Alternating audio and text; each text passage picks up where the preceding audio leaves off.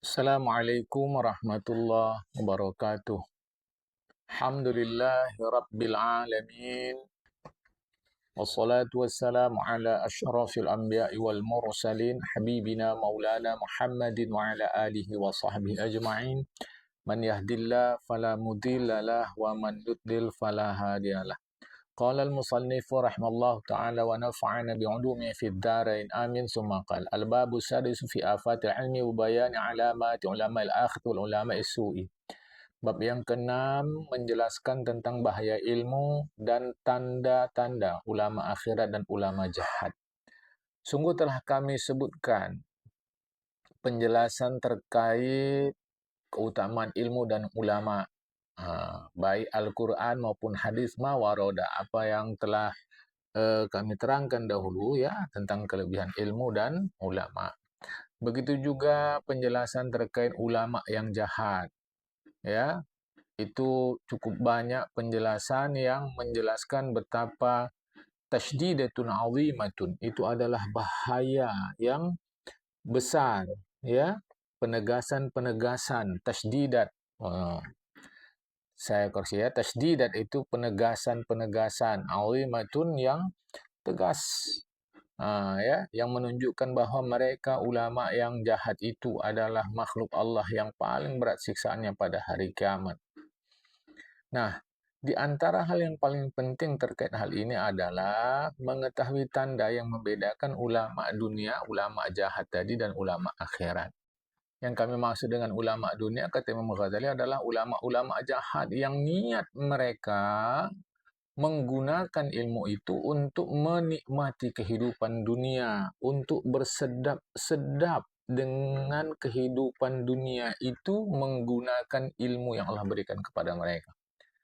Sehingga mereka dengan ilmu itu sampailah kepada bermegah-megahan, ya, dan demi mendapatkan kedudukan di mata manusia. Jadi ilmu itu mereka gunakan untuk bersedap-sedap, bersenang-senang dengan dalam kehidupan dunia, dan untuk mendapatkan nama baik, nama baik dan status di sisi atau di hati manusia. Nabi pernah menyampaikan dalam hadis dari Imam Tabarani bahwa manusia yang paling berat siksaannya pada hari kiamat orang berilmu tapi Allah tidak beri manfaat dengan ilmunya itu.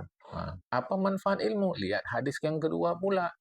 Kata Rasulullah, la yakunul mar'u aliman, tidaklah seorang disebut itu berilmu, tidaklah seorang itu disebut berilmu kecuali dia mempraktekkan ilmunya. Jadi baru orang betul-betul berilmu kalau ilmu yang dipraktekkan. Jangankan ilmu agama, ilmu yang disebut ilmu dunia pun begitu, baru disebut berilmu dia dalam satu bagian, satu bidang itu kalau dia praktekkan ilmu itu. Apalagi ilmu agama, ya. Kata Rasulullah Muhammad sallallahu alaihi wasallam, ilmu itu dua. Ilmu itu dua macam, kata Rasulullah. Ya, ilmu itu dua macam. Riwayat Imam Khatib Al-Baghdadi, ya. Ilmu itu dua macam.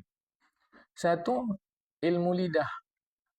Ilmu lidah itulah nanti alasan Allah untuk menghukum manusia pada hari kiamat. Ilmu lidah itu artinya ilmu yang hanya diucapkan saja, diamalkan tidak. Kedua, ilmu di hati. Itulah ilmu yang bermanfaat. Jadi jelas ya, pernyataan Rasulullah di atas tadi itu, manusia yang paling berat siksaannya pada hari kiamat orang berilmu tapi ilmunya tidak memberi manfaat bagi dia. Allah tidak memberikan manfaat bagi dia. Kapan orang itu disebut berilmu sebenarnya? Jika diamalkan. Ilmu yang bermanfaat itu yang bagaimana? Itu ilmu yang di dalam hati dia, ilmu yang mempengaruhi jiwa dia. Al-qalbu dalam bahasa Indonesia semestinya itu adalah jantung, karena qalbu itu bolak-balik, hati bahasa Arabnya itu fuad, tapi selalu saja qalbun itu diartikan hati. Nah, padahal qalbun itu sebenarnya jantung secara fisik, sedangkan secara maknawi qalbun itu yang diartikan secara fisik adalah jantung, maksudnya adalah jiwa. Jadi ilmu yang bermanfaat itu ilmu yang membaguskan jiwa seseorang. Padzalikal ilmu nafi. Rasulullah sudah sebutkan dengan tegas, padzalikal ilmu nafi. Itu disebutkan dalam hadis dari Imam Khatib Al-Baghdadi. Kata Rasulullah pula di akhir-akhir zaman nanti, akhir-akhir zaman dunia nih, akhir-akhir mau dekat kiamat nanti ada orang-orang yang rajin beribadah tapi dia bodoh. Dan ada orang berilmu tapi dia fasik. Fasik pelaku dosa besar, tidak bertaubat, atau orang yang mengekalkan dosa kecil. Kata Rasulullah pula, ini jelas ini ya. Kata Rasulullah pula, janganlah kalian mempelajari ilmu itu litubahu bihi ulama, untuk berbangga-bangga, bersombong-sombong di kalangan orang berilmu. Wah, di kalangan orang berilmu cerita hebat, begini begitu. Dan itu untuk menunjukkan kehebatan diri di kalangan orang berilmu. Jangan pula kalian menuntut ilmu itu untuk mendebati orang bodoh. Jangan pula kalian menuntut ilmu itu untuk menjadi pusat perhatian manusia. Siapa yang melakukan itu? Itu dia berada di dalam api. Kalau kita tahu sifat api, di antaranya adalah panas. Maka orang-orang begini di dunia saja, belum di akhirat, dia sudah merasakan kepanasan itu. Apa maksudnya kepanasan? Balik ke atas tadi, ilmun fil qalbi. Jiwanya gelisah, rasa tak tenang. Itu di dunia, apalagi di akhirat. Api akhiratlah akan dihadapi. Ya, hadis yang barusan riwayat Imam Ibnu Majah. Yang keempat, siapa yang menyembunyikan ilmunya, Allah akan kekang, akan ikat dia dengan kekang yang berasal dari api. Hadis riwayat Imam Ibnu Majah juga. Kata Rasulullah, la'ana min ghairi dajjal akhafu 'alaikum dajjal. Kata Rasulullah, sungguh ada yang lebih aku takuti selain dajjal. Lebih aku takuti. Ditanya sahabat, apa itu ya Rasulullah? Rasulullah jawab, itulah para pemimpin yang menyesatkan. Hadis riwayat Imam Ahmad. Pemimpin yang menyesatkan.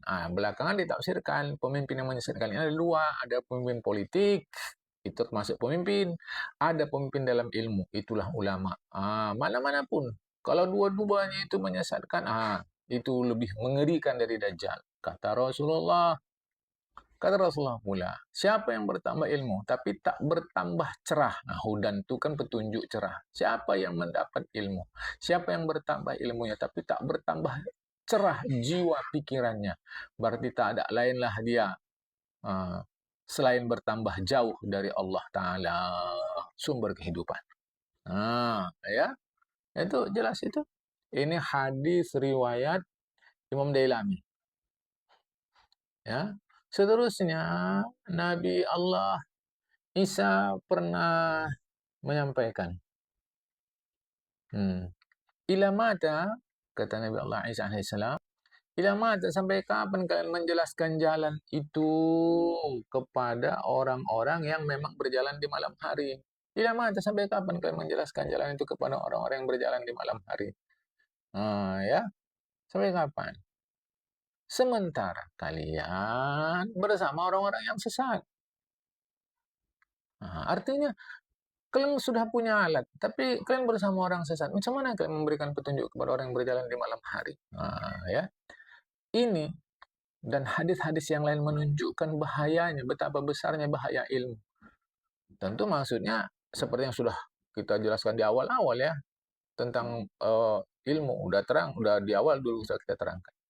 Tentu maksudnya di sini adalah orang berilmu. Orang berilmu itu ada kalanya dia mempersilahkan dirinya, muta'arridun, mempersilahkan dirinya untuk tercebur dalam kebinasaan yang abadi. Atau dia menikmati kebahagiaan yang abadi. Ini. Ya, jadi dengan ilmunya itu dia bisa binasa, bisa bahagia. Wa ana bil khadhi fil ilmi qad hurima salam ila amdir kesalahan. Sesungguhnya dengan dia terlibat di dalam ilmu itu, ya, orang yang bil khawdi, yang terlibat, yang berkecimpung di dalam ilmu itu, ketika terhalang dia mendapatkan keselamatan, tentulah kapan itu ilam yudriki sa'adah, ketika dia tidak memperoleh kebahagiaan. Tak ada yang ketiga, alternatif ketiga tak ada. Kapan dia terhalang mendapatkan keselamatan, kecerahan jiwa dia? Ketika dia tidak mendapatkan kebahagiaan. Ya, itu tadi hadis-hadis Rasulullah. Sekarang asar yang berasal dari sahabat. Kata Khalifah Umar bin Khattab, yang paling aku takuti di melanda umat ini adalah orang munafik, tapi dia berilmu. Ya, sahabat yang mendengar bertanya, di antaranya tentu sahabat, walaupun tidak diterangkan di sini siapa yang bertanya. Maka yakun munafik alim. Macam mana dia orang munafik tapi orang berilmu? Oh, Khalifah Umar jawab, ilmunya ilmu lidah, artinya pandai bercakap saja, tapi jiwanya tumpul, perbuatannya tak ada. Apa yang dicakapkan tidak, apa yang dibuat tidak itu yang dicakapkan. Apa yang dicakapkan tidak dibuktikan dalam perbuatan. Nah, ini bercakap pandai, bercerita pandai. Ini namanya oh, orang alim lidah. Nah, kalau bahasa kita Medan, orang yang banyak cengkunek, banyak cakap. Ya, seterusnya. Wakal Hasan. Hasan mengatakan, la takun mimman yajma'u ilmal wal atrafil hukama. Janganlah kau menjadikan dirimu termasuk orang yang mengumpulkan ilmunya ulama dan kata-kata pilihan orang-orang yang bijak. Sementara kelakuanmu seperti kelakuan orang-orang yang bodoh. Oh, ilmu ulama, kata-kata bijak, saya dapat dengar kelakuan seperti kelakuan orang-orang yang bodoh. Oh, sufaha, orang yang tak ada ilmu. Nah, ini aneh aja ya, yang seperti ini. Seorang bertanya kepada Abu Hurairah, ya Abu Hurairah, aku ingin menuntut ilmu, tapi aku takut menyia-nyiakan ilmu. Oh, tahu kau, ukuran menyia-nyiakan ilmu itu serendah-rendahnya ukuran. Ini apalagi yang lebih tinggi. Kalau begini berarti engkau menyia-nyiakan ilmu. Tengok. Kata Abu Hurairah, kafa bidzalika ilmu yad'atan lahu. Apabila kau mengabaikan ilmu yang sudah kau dapatkan itu, kau tinggalkan dia, berarti itulah yang disebut menyia-nyiakan ilmu. Cukup. Itu. Kapanpun kau meninggalkan ilmumu, cukup. Itu sudah disebutlah kau menyia-nyiakan ilmu. Ditanya orang, Syekh Ibrahim bin Uyainah, siapa manusia yang paling panjang penyesalannya? Nah, dijawab oleh Syekh Ibrahim bin Uyainah, di dunia, itulah orang yang berbuat baik kepada orang lain, tapi orang itu tak tahu berterima kasih kepada dia. Fasal ma'ruf ila man la yashkuruh. Ini orang yang ditanya, wahai Tuhan Ibrahim bin Uyainah, siapa yang manusia yang paling menyesal? Di dunia ini manusia yang paling menyesal adalah ketika si A berbuat baik kepada si B, tapi si B tak tahu berterima kasih kepada si A, maka si A ini ada rasa nyesal dia. Itu.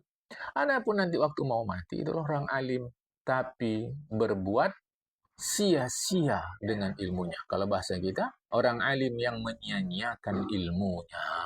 Apa bentuk sia-sia itu? Tengok ke atas tadi. Ketika ilmu tidak diamalkan, itulah sia-sia. Persis seperti yang dikatakan oleh Abu Hurairah. Jadi ketika mau mati tadi, orang alim yang menyia-nyiakan ilmunya inilah manusia yang paling panjang penyesalannya. Khalil bin Ahmad mengatakan, manusia ada 4 model. Itu kata Khalil bin Ahmad. Manusia ini ada 4 model. 1, dia mengetahui sesuatu dan dia tahu bahwasanya dia memang mengetahui sesuatu itu. Inilah orang alim. Ikuti dia, ini orang berilmu. Yang kedua, dia mengetahui sesuatu tapi dia tak tahu bahwa dia tahu. Ini orang alim yang tidur, bangunkan dia. Yang ketiga, dia tak mengetahui sesuatu itu tapi dia tahu bahwa dia tak mengetahui sesuatu itu. Ini orang yang meminta petunjuk. Alimuhu, ajarkan dia. Yang keempat, orang yang tak mengetahui sesuatu, tapi dia tak sadar bahwa dia tidak mengetahui sesuatu itu. Ini orang bodoh. Jauhi dia. Farfaduhu, jauhi dia. Kata Syekh Sufyan Tsauri rahimahullah ta'ala, ilmu itu memanggil-manggil untuk diamalkan. Fa'in ajabahu, maka jika dipenuhi oleh orang yang memiliki ilmu itu diamalkannya, jadilah dia betul-betul berilmu. Wa ila jika tidak, irtahala, ilmu itu pun pergi. Jadi mengekalkan ilmu itu dengan diamalkan, dengan dipraktekkan. Ilmu apa saja pun. Ya. Abdul bin Mubarak mengatakan, seseorang tetaplah disebut sebagai orang alim selama dia mencari ilmu. Seseorang itu disebut orang berilmu selama dia terus-menerus sampai mati mencari ilmu. Tapi kalau dia sudah menyangka bahwa dirinya sudah tahu, sudah berilmu, dialah yang disebut faqad jahila, bodoh sejati. Maka sesungguhnya telah bodohlah ia. Itulah kata qad ini sesungguhnya. Maksudnya itu sejatilah dia. Jadi kata Syekh Abdul Mubarak, orang berilmu yang sebetulnya adalah selama dia masih menuntut ilmu terus. Tapi ketika dia menyangka dirinya sudah berilmu, sungguh dialah orang yang bodoh sejati. Ya, kata Syekh Fudail bin Iyad rahimahullah, aku kasihan kali terhadap tiga model manusia, tiga jenis manusia ini aku kasihan kali. Inilah arham, sungguh aku kasihan kali. Satu, seorang tokoh masyarakat, seorang mulia yang menjadi tokoh masyarakat, atau seorang mulia yang berada di tengah-tengah masyarakat, belakangan dia menjadi hina. Orang kaya yang belakangan menjadi miskin. Nah, dua-dua ini namanya ini, ya dia orang terkenal, tapi belakangan menjadi tak terkenal. Dia orang mulia, tapi belakangan menjadi orang hina. Dia orang kaya, belakangan menjadi orang miskin. Ini namanya orang yang mengalami post-power syndrome ya. Apa boleh buat? Harus bijak-bijak. Yang ketiga, orang alim yang dipermainkan oleh dunia. Jadi ilmunya itu untuk kepentingan. At-tana'um tadi. Sedap-sedap untuk dunia. Al-jah untuk nama baik. Al-manzilah untuk mendapatkan status di hati masyarakat. Hasan mengatakan, musibah yang dialami ulama itu ketika matinya ilmu. Salah. Musibah yang dialami ulama itu ketika mati kesadaran, mati jiwa. Sebab apa? Matinya jiwa itu disebabkan oleh mengharapkan kehidupan dunia dengan mengamalkan ilmu akhirat. Jadi ilmu yang mestinya untuk kejayaan akhirat itu digunakannya untuk kesedapan dunia. Maka ini orang yang matilah sudah jiwanya. Jadi kalau kita lihat secara luas tanpa mendikotomikan dunia dan akhirat, jadi bukan didikotomikan sebenarnya. Sebenarnya dunia akhirat itu adalah estafet. Ya. Jadi dari dunia ke akhirat. Jadi bukan dikotomikan, apalagi dikontradiksikan, diperhadap-hadapkan. Nah, jadi seluruh ilmu, walaupun yang selama ini dipandang ilmu dunia, seperti ilmu teknik, ilmu kimia, fisika, biologi, dan aplikasi ilmu-ilmu itu, ya, teknik itu kan di antara aplikasi daripada ilmu fisika, itulah ya. Katalah begitu, ilmu-ilmu tadi itu, kalau diniatkan untuk kejayaan akhirat, maka dia masuk akhirat. Sehingga ketika ilmu-ilmu itu digunakan untuk kesenangan dunia, matilah jiwa. Apalagi kalau memang yang ilmu agama kian, seperti ilmu fikih, ilmu tauhid, ilmu tafsir, ilmu hadis, ilmu agama kian itu digunakannya untuk kesedapan dunia, amatilah jiwa dia. Jadi jangan salah guna ilmu. Hasan telah mengatakan itu. Musibah yang dialami orang beriman adalah matinya jiwa. Kematian jiwa disebabkan adalah keinginan untuk mendapatkan kesenangan hidup dunia dengan memanfaatkan tindakan-tindakan akhirat. Ya, ini hati-hati, jangan salah guna. Ya, baik, kita teruskan. Ini ada syair yang ditulis oleh Syekh Malik bin Dinar. Aku heran terhadap orang yang membeli kesesatan dengan petunjuk. Dia punya petunjuk, tapi dijualnya, dibelinya kesesatan. Dan orang yang membeli dunia dengan menggunakan agamanya, itu lebih heran lagi. Aku lebih heran lagi. Ayam. Orang yang membeli dunia dengan agamanya. Apapun makna agama itulah dengan imannya kah, atau ilmu agamanya kah, atau ilmu dunia untuk keselamatan agamanya kah, itu dijualnya demi kesenangan dunia. Aja bu, aku lebih heran. Tetapi ada yang lebih kuherankan lagi dari dua model ini, yaitu yang menjual agamanya malah dibelinya dunia, padahal dunia itu siwahu untuk selain dia. Orang yang kedua ini, yang ketiga ini, dan tiga model tadi ya, tiga model tadi yang membeli kesesatan pakai hidayah, yang membeli dunia pakai agama, ini dia jual agamanya. Model ketiga, bahwa yang ketiga ini ajabu, lebih mengherankan aku lagi dibanding yang dua di atas. Kata Nabi Muhammad SAW, orang alim itu disiksa, orang berilmu itu disiksa dengan satu siksaan yang membuat orang-orang neraka mengelilinginya dalam keadaan heran karena berat siksaannya. Orang berilmu yang bagaimana ini? Orang berilmu yang fajir, yang zalim, yang culas, yang licik dengan ilmunya untuk kesenangan dunia, untuk prestise nama baik, dan untuk mendapatkan status di hati orang. Usama bin Zaid menyatakan, aku pernah dengar Rasulullah Muhammad SAW bersabda. Hadis ini sahih loh. Lihat nih angka 5. Riwayat Imam Bukhari, Imam Muslim. Ya. Nanti orang berilmu itu dipanggil pada hari kiamat, dicampakkan ke dalam neraka. Fatandaliqu aqtabuhu, fatandaliqu aqtabuhu, keluarlah am'a, am'a itu usus ya. Usus, keluarlah isi perut. Perutnya itu keluar. Keluar usus-ususnya. Maka dia pun berpusing-pusing sambil ususnya keluar tadi. Kalau bahasa Medan kita berpusing-pusing. Nah, kalau bahasa Indonesianya berputar-putar gitu. Putar-putar gitu, putar-putar. Sebagaimana berputar-putarnya keledai mengelilingi gilingan gandum. Nah, nanti kalau bisa kita tengok tuh, tengok saja gambarnya di internet. Ar-Roha itu gilingan gandum. Itu besar, dia di tengah.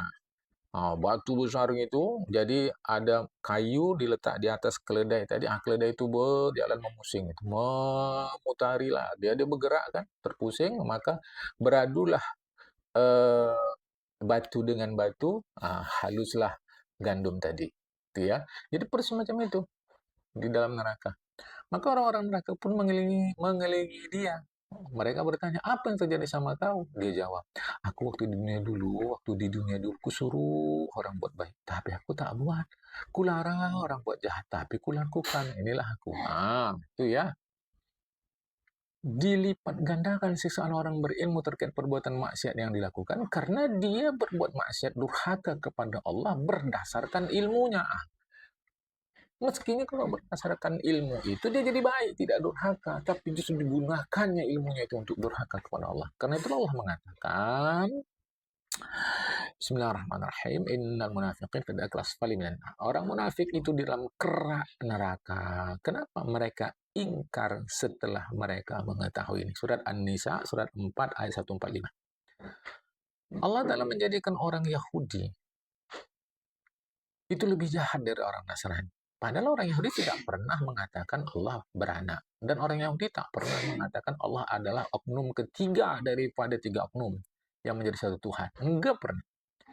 Masalahnya mereka menolak setelah tahu. Bahasa kita udah ngerti, tapi dibantahnya. Itu. Padahal Al-Quran menyebutkan di dalam Al-Baqarah 145, ya, salah saya, bukan Al-Baqarah 145, Al-Baqarah 156, surat 2, 156. Ya'rifuna kama ya'rifu abnahum. Mereka kenal betul Nabi Muhammad itu di dalam kitab mereka sebagaimana mereka kenal betul anak-anak mereka. Ya. Ini Al-Baqarah surat 2, 156. Tetapi masalahnya ketika Rasul datang menyampaikan ajaran kebenaran kepada mereka, seperti yang mereka kenal di dalam kitab mereka, kafarubih. Mereka tolak Rasulullah itu, maka murka Allah terhadap orang-orang kafir. Ini Al-Baqarah 89, surat 2, 89. Jadi Allah lebih murka kepada orang Yahudi daripada orang Nasrani. Padahal orang Yahudi tidak menuhankan, pada orang Yahudi tidak mengatakan Allah punya anak. Orang Yahudi pun tidak mengatakan Allah itu satu di antara 3 oknum Tuhan yang menjadi satu. Tidak. Tapi masalahnya mereka ankaru ba'dal ma'rifah. Mereka menolak setelah mereka tahu. Jelas itu ya. Begitu pula terkait dengan kisah Balaam bin Ba'urah. Bacakan kepada mereka. Ini perintah Allah kepada Rasulullah. Sampaikan kepada audiensmu kabar seseorang yang telah kami berikan kepada dia ayat-ayat kami, kata Allah Subhanahu wa Ta'ala. Keterangan-keterangan kami kepada dia sudah kami berikan. Fansalakha minha, tapi dia melepaskan keterangan itu. Ini Balaam. Ini surat 7 Al-A'raf ayat 175. Sampai nanti sambungannya ayat 176, perumpamaan orang yang punya ilmu kemudian dibuangnya ilmu itu persis seperti seekor anjing Nah, ya. Engkau halau, tetap dia julurkan lidahnya. Kau biarkan, dijulurkan juga lidahnya. Nah, begitulah orang berilmu, tapi orang berilmu tadi fajir, zalim, culas, licik. Bal'am bin Ba'ra telah diberikan Allah pengetahuan kepada dia terkait kitab Allah Ta'ala. Tapi justru akhlada ila syahwati. Dia terus bergelimang di dalam keinginan-keinginannya, kemauan-kemauannya. Maka diperserupakanlah dia dengan anjing. Sama ada diberi ilmu atau tidak, dia tetap menjulurkan lidahnya, menjulurkan dirinya kepada kemauan-kemauan dirinya. Ini terkait Bal'am. Ya, Nabi bisa mengatakan, orang berilmu tapi berilmu yang jahat, ulama yang jahat itu persis seperti sebongkah batu yang kita letakkan atau yang diletakkan di bibir sungai. Misal kata ini di mulut sungai, misal kata ini sungai mau mengalir, di mulut sungai itu kita letakkan batu. Apa yang terjadi pada batu? Lah ya tasulma, batu tadi tak dapat menyerap air. Tapi si batu tadi juga tidak membiarkan air mengalir untuk diserap oleh tanam-tanaman. Nah, ini kan nggak ada manfaat. Dia manfaatkan air tak bisa, air lewat dikasihnya. Begitulah ulama itu persis seperti saluran pembuangan. Maksudnya saluran pembuangan ini begini. Kalau dulu orang mau buang air besar itu kan dibuat kayu-kayu saja. Kalau itu saluran. Hush itu ada an-nakhlah mustafu. An-nakhlul al-mustafu. Batang-batang kurma yang disusun untuk buang air besar. Sehingga jadilah kalau cara kita sekarang WC. Inilah maksudnya. Jadi ulama itu kalau bahasa ringkasnya persis seperti WC. Kakus, toilet. Nampak luarnya bersih bagus karena dikapur. Jisun itu dikapur artinya dicat baik. Tapi dalamnya najnun bau. Oh, ini ya. Dia seperti juga kuburan. Ulama itu macam kuburan. Zahirnya nampak ramai orang yang berziarah ke kuburan kan. Setiap kuburan orang ramai. Artinya gini, kuburan orang ziarah. Itu kan nampak kita ziarah. Tetapi di dalam kubur itu sendiri adalah tulang belulang orang mati. Nah, ini ulama hadis-hadis dan asar ini cukuplah menjelaskan bahwa orang berilmu itu yang dia termasuk daripada penggemar dunia, orang yang keadaannya hina, orang keadaannya bukan hina, yang akhasuhalan, orang yang keadaannya paling hina dan siksaannya paling berat. Oh, salah saya mengartikan paling tadi. Akhasuhalan asyadu atam dengan jahili. Hadis dan asar yang sudah kita baca di atas itu menjelaskan orang berilmu yang dia penggemar dunia ini lebih hina dari orang bodoh dan siksanya lebih berat dari orang bodoh. Yang berjaya, yang dekat kepada Allah itu adalah ulama akhirat. Apa tanda-tanda ulama akhirat itu akan datang? Walahum alamatun, ulama-ulama akhirat itu ada tanda-tandanya. Itulah akan datang. Hari ini sampai sini dulu ya. Assalamualaikum warahmatullahi wabarakatuh.